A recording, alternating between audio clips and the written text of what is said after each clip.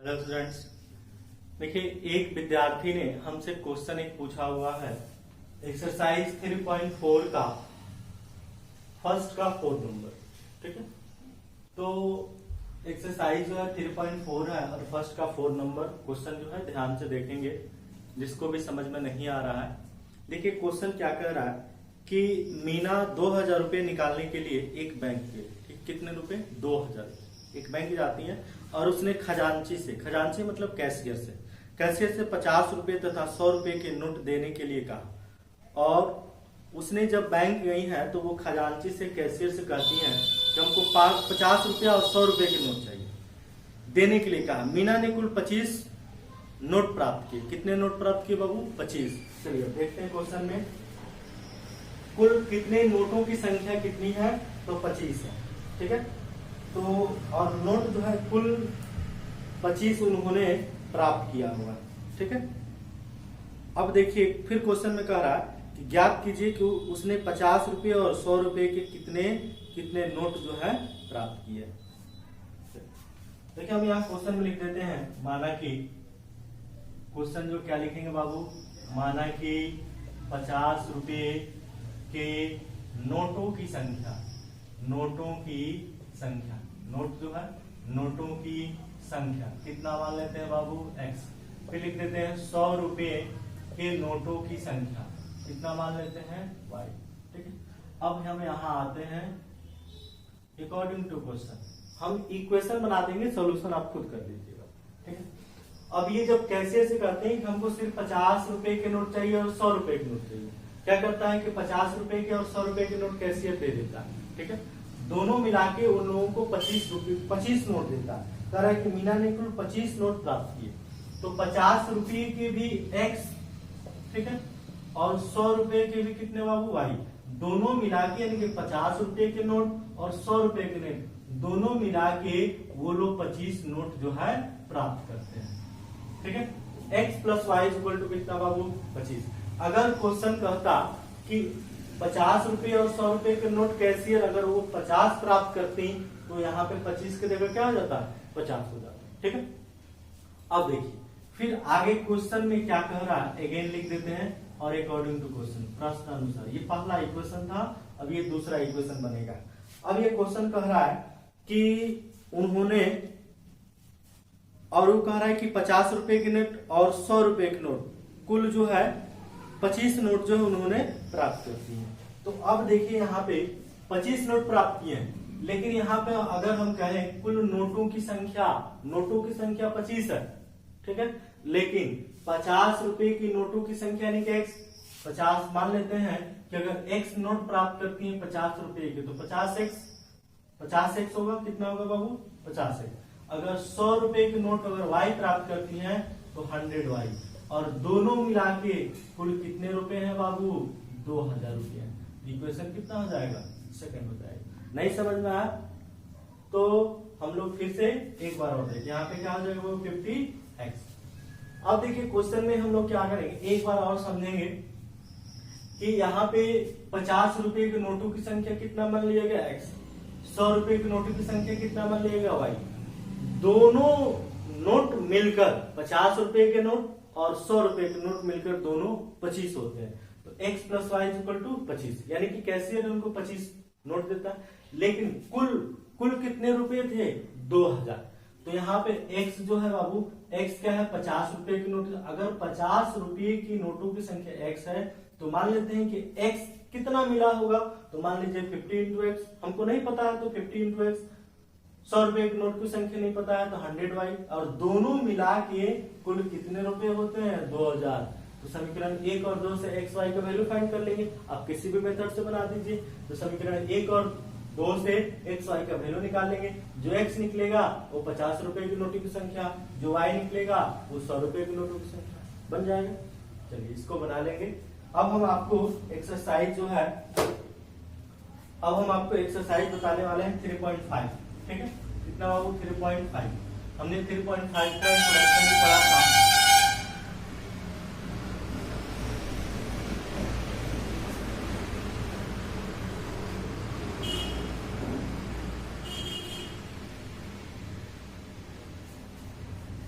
ठीक है। हमने 3.5 का इंट्रोडक्शन भी पढ़ा हुआ था कि क्रॉस मल्टीप्लिकेशन मेथड से हल करें, ठीक है। तो देखिए क्वेश्चन जो है बाबू, आप 3.5 का क्वेश्चन ये कह रहा है पहला नंबर, एक दो क्वेश्चन हम आपको बता भी देते हैं। जैसे देखिए फर्स्ट नंबर क्वेश्चन में इसमें से कोई भी एक क्वेश्चन बता देते हैं। जैसे देखिए फर्स्ट का सेकंड नंबर क्वेश्चन ये है कि 2x plus y is equal to कितना बाबू 5, फिर लिखा है 3x plus 2y is equal to कितना 8। क्वेश्चन में ये कह रहा है ना कि निम्न रैखिक समीकरणों युग्म के किसका एक अद्वितीय हल है, किसका कोई हल नहीं है, किसके अपरिमित रूप से अनेक हल हैं। और क्वेश्चन कह रहा है कि अद्वितीय हल की स्थिति में उसे वज्र गुणनखंड विधि से हल करें। जो अद्वितीय हल होगा उसी का क्रॉस मल्टीप्लिकेशन करना है, ठीक है। अगर अनेक हल होता है तो नहीं करना है, अगर कोई हल नहीं होना है तो नहीं करना है, सिर्फ अद्वितीय हल होगा उसी की स्थिति में हमको क्रॉस मल्टीप्लिकेशन करना है। देखिए सेकंड नंबर क्वेश्चन, तो पहले तो हम पता कर लेंगे कि वो अद्वितीय हल है कि अनेक हल है कि कोई हल नहीं है। तो a1 की जगह क्या लिखेंगे बाबू 2, a2 की जगह क्या लिख देंगे 3, फिर b1 की जगह क्या लिखेंगे, कुछ नहीं है तो 1, फिर b2 की जगह क्या लिखेंगे 2, फिर c1 की जगह क्या होगा बाबू 5, नहीं इधर आएगा तो -5, फिर c2 की जगह क्या लिखेंगे, इधर आएगा तो -6। अब चेक कर लेते हैं, लिख लेते हैं a1 by a2 2 by 3, ठीक है। यहाँ लिख देते हैं b1 by b2 1 by 2, यहाँ लिख देते हैं c1 by c2 -5 by कितना -8। क्या ये दोनों बराबर है बाबू? नहीं है, बराबर नहीं है। तो चूंकि हम लिख देंगे यहाँ पे a1 by a2 not equal to b1 by क्या होगा b2, इसलिए अद्वितीय हल होगा, अद्वितीय हल होगा, ये लिखना होगा, हर क्वेश्चन में लिखना होगा। और जब अद्वितीय हल है तो क्रॉस मल्टीप्लिकेशन मेथड से हल करना, इसलिए हम इसको जब अद्वितीय, वही अगर अनेक हल होता तो अद्वितीय हल नहीं करते, सॉरी क्रॉस मल्टीप्लिकेशन नहीं करते। अगर कोई हल नहीं होता तो क्रॉस मल्टीप्लिकेशन नहीं करते, लेकिन कह रहा अद्वितीय हल, अद्वितीय हल है इसलिए हमको क्रॉस मल्टीप्लिकेशन मेथड से बनाना होगा, ठीक है। तो चलिए अब इसको क्रॉस मल्टीप्लिकेशन बताते हैं, एक बार और आपको बता देते हैं कैसे आपको क्रॉस मल्टीप्लिकेशन बनाना है। इसको नोट करते चलेंगे। देखिए हमने आपको क्या बताया था कि पहले इक्वेशन जो है, इक्वेशन हमने पहले क्या बताए थे, इक्वेशन को जीरो कर लेना। क्या कर लेना बाबू? जीरो कर लेना। कैसे जीरो करेंगे? ये प्लस में है ना बाबू, इधर डालेंगे -5 इक्वल टू क्या हो जाएगा 0। ये प्लस में है, इधर आएगा तो -8 इक्वल टू क्या हो जाएगा 0 हो जाएगा। अब हमको हल करना, चलिए देखते हैं हम कैसे हल करते हैं। पहले क्या लिख देंगे बाबू x, ठीक है। याद होना चाहिए क्या हम लिखे थे, क्या लिखे थे बाबू पहला बार में b1 b2 c1 c2 लिखा गया था, फिर a1 a2 b1 b2 यही ना लिखे थे। x के नीचे b1 c2 क्या लिखे थे बाबू b1 c2 minus b2 c1, यही तो लिखे थे ना, यही ना लिखे थे। फिर y के नीचे क्या लिखे थे c1 a2 फिर c2 a1 ये लिखे थे, और 1 के नीचे क्या लिखे थे क्रॉस गुणा a1 b2 और a2 b1, ठीक है। अब सिर्फ वैल्यू रख देना है और वैल्यू लिख के सिंप्लीफाई करना है, एकदम बिल्कुल बन जाएगा, ठीक है। चलिए देखिए कैसे लिखते हैं। x के लिखते हैं b1 की जगह क्या होगा, कुछ नहीं है तो 1 होगा, गुणे c2 की जगह क्या है बाबू -8 लिखेंगे, -8 माइनस पहले से है, फिर ये b2 की जगह 2, फिर c1 की जगह -5। वैल्यू जो है ना सही से लिखना है। c1 की जगह पे क्या है -5, a2 की जगह क्या है बाबू 3, क्या है 3, माइनस फिर c2 की जगह क्या है -8, माइनस क्या लिखेंगे 8, फिर a1 की जगह क्या है 2, ठीक है, इक्वल टू 1 का 1 a1 b2 2 गुणे 2 होगा, 2 into 2 माइनस, फिर हो जाएगा यहाँ पे a2 है, क्या है बाबू a2, तो a2 की जगह क्या लिखेंगे, a2 की जगह पे क्या लिखेंगे हम 3, लिख देंगे 3, फिर क्या है b1, तो b1 की जगह क्या लिखेंगे बाबू 1। देख लेना है कि वैल्यू जो है हम कहीं गलत न लिखें, ठीक है, देख भी लेंगे, अगर इसमें गलत भी होगा तो आप उसको सुधार लेंगे, ठीक है। हमने तो सही लिखा है, अब एक बार आप इसको मिला भी लेंगे।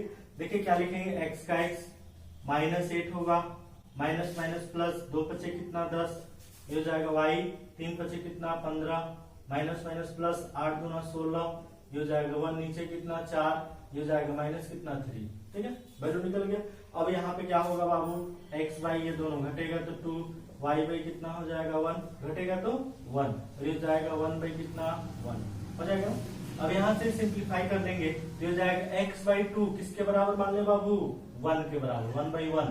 यहाँ से जब क्रॉस गुना करके x इक्वल टू क्या ले लेंगे वैल्यू 2, तो ये आपका आंसर हो जाएगा। ठीक है, फिर यहाँ से y बाई 1 है, 1 बाई 1, यहाँ से भी वैल्यू निकालेंगे क्रॉस गुना करके 1, यानी कि x का जो वैल्यू है 2 आया और y का वैल्यू कितना 1।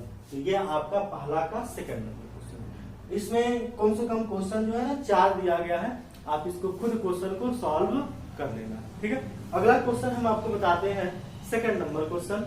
इसमें जो 3 क्वेश्चन आपके लिए है और आप क्वेश्चन को उसको खुद अपने से बना लेना।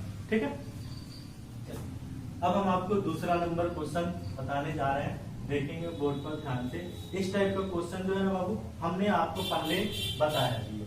ठीक है, अब देखिए दूसरा नंबर क्वेश्चन क्या है। दूसरा का फर्स्ट नंबर क्वेश्चन है कि कह रहा है कि ए और बी किन मानों के लिए निम्न रैखिक समीकरणों के युग्म अपरिमित रूप से अनेक हल होंगे। कितने हल होंगे बाबू, अनेक हल होंगे। तो पहले तो क्वेश्चन लिख देते हैं, 2x plus 3y equal to कितना 7। ठीक है, और लिख देते हैं a माइनस बी इंटू कितना x। ठीक है, प्लस लिख देंगे a प्लस बी इंटू कितना y। ठीक है, इक्वल टू 3a होगा प्लस b माइनस कितना 2। ध्यान देंगे कह रहा है कि अनेक हल होंगे, तो पहले हम लोग a1 b1 c1 a2 b2 c2 का वैल्यू हम लिख लेते हैं। ठीक है, तो देखिए हम लिखेंगे क्या, पहले लिख लेते हैं a1 का वैल्यू कितना बाबू 2, b1 का वैल्यू क्या लिख दें 3, c1 का वैल्यू क्या लिख दें -7। फिर यहाँ पे a2 का वैल्यू लिखेंगे a माइनस बी, फिर यहाँ b2 का वैल्यू लिखेंगे a प्लस बी, और यहाँ पे c2 का वैल्यू लिखेंगे, ये माइनस होगा बाबू, यहाँ लिख देते हैं 3 प्लस b माइनस 2। सिर्फ इनका सिंप्लीफिकेशन है, आप खुद अपने से भी इसको सॉल्व कर सकते हैं। तो चलिए देखते हैं, कह रहा है a और b के किस मान के लिए अनेक हल होंगे। हम यहाँ लिखेंगे क्या लिखेंगे, अनेक हल, अनेक हल होंगे, अनेक हल होंगे यदि। तो अनेक हल कब होते हैं बाबू, तो क्या लिखेंगे a1 by a2 equal to b1 by b2 equal to c1 by c2। यही कंडीशन तो होता है ना अनेक हल के लिए। अब इसी पर वैल्यू लिखना। ठीक है, तो क्या लिखेंगे, तो देखेंगे a1 का वैल्यू क्या है 2 है, a2 का वैल्यू a माइनस बी है, b1 का वैल्यू क्या है 3 है, b2 का वैल्यू क्या है a प्लस b है, c1 का वैल्यू क्या है बाबू ऊपर -7 है, और c2 का वैल्यू क्या है 3a प्लस b माइनस 2। ठीक है, अब हमको इसको सॉल्व करना है। तो कैसे सॉल्व करेंगे, हम इक्वेशन बना देंगे और आप उसको सॉल्व कर लेंगे। ठीक है, तो चलिए हम इसको आप नोट कर लेंगे, आगे हम आपको बता रहे हैं। देखेंगे आगे हम लोग क्या करेंगे। तो देखिए बाबू हम लोगों को क्या करना है सिंप्लीफिकेशन में, तो ये तो जो है माइनस माइनस कट जाएगा। तो अब देखिए ये तो इसके बराबर कर लीजिए या ये इसके बराबर कर लीजिए, क्योंकि ये सब एक दूसरे के क्या है बराबर है। तो हम क्या करते हैं, लिख देते हैं 2 by a minus b equal to 3 by a plus b. हमने इसको और इसको बराबर कर, ये तीनों बराबर है। आप इसको इसके बराबर भी करके लिख सकते थे, इसको इसके बराबर भी कर देंगे। 2 इक्वेशन लाना है, इसको इसके बराबर कर दीजिए या इसको इसके बराबर कर दीजिए। दोनों इक्वेशन से किसी भी इक्वेशन से 2 इक्वेशन हम लोग लाएंगे। देखिए क्रॉस गुणा करेंगे ना बाबू, तो ये हो जाएगा 3a माइनस 3b, क्रॉस गुणा, इससे गुणा करेंगे तो 2a प्लस 2b। चलिए सेम वेरिएबल वालों के एक पास लिखिए, 3a हो गया, ये प्लस में इधर आएगा तो -2a हो जाएगा। अभी हो जाएगा -3b, ये प्लस में इधर आएगा तो -2b इक्वल टू 0। जब ये घटेगा तो कितना होगा a, और ये जुटेगा तो -5b इक्वल टू 0। समीकरण कितना हो गया फर्स्ट। हो सकता है ना, दोनों घटा देंगे तो a, ये दोनों जोड़ देंगे तो -5b इक्वल टू 0, समीकरण 1 हो गया। अब इसको इसके बराबर कर दिए तो इसको इसके बराबर कर दीजिए, कर सकते हैं, दोनों के बराबर कर देंगे। अब हम लिखेंगे यहाँ पुनः अगेन, इस समीकरण को याद रखना है। अब हम क्या करेंगे, यहाँ लिख देते हैं 3 बाई कितना बाबू, a प्लस बी है, ठीक है। फिर यहाँ पे क्या है 7 है, 7 by 3a plus b minus कितना 2, ठीक है, इतना लिख दिया गया। अब हम क्या करेंगे, इसको क्रॉस गुना करेंगे। क्या करेंगे, क्रॉस गुना। 7 में a से गुना करेंगे तो कितना होगा 7a प्लस कितना होगा बाबू 7b, इसको गुना करेंगे 3 में 3 से 9a, फिर क्या होगा 3b, फिर क्या होगा -6, ठीक है। अब घटाएंगे, क्या करेंगे, देखिए 9a है, 9a ये प्लस में इधर आएगा तो -7a, ये प्लस 3b है, ये प्लस में इधर जाएगा तो -7b, और माइनस कितना बाबू 6 is equal to 0, is equal to क्या लिख देंगे 0। अब घटाएंगे तो क्या होगा 2a, ये भी घटाएंगे, माइनस कितना 4b, -6 इज इक्वल टू 0, ठीक है। या -6 है, इधर जाएगा तो क्या हो जाएगा प्लस में 6, 2 से भाग दे देते हैं तो a minus 2b is equal to कितना 3, और इक्वेशन कितना सेकंड। अब देखिए यहाँ पे 2 इक्वेशन निकल गया। अब लिखेंगे फ्रॉम इक्वेशन फर्स्ट एंड क्या बाबू सेकंड, समीकरण 1 और 2 से। तो समीकरण 1 क्या है, a minus 5b is equal to 0, a minus 2b is equal to 3, ये समीकरण 1 है और ये समीकरण 2 है। तो समीकरण 1 और 2 से आप प्रतिस्थापन, विलोपन, कोई भी मेथड यूज करके आप a और b का वैल्यू निकाल सकते हैं। जो वैल्यू निकालेंगे वही a का मान और वही b का मान होगा, ठीक है। इसी प्रकार से इसका आप सेकंड नंबर भी क्वेश्चन आप बना सकते हैं, ठीक है। चलिए इतना तक के लिए थैंक यू।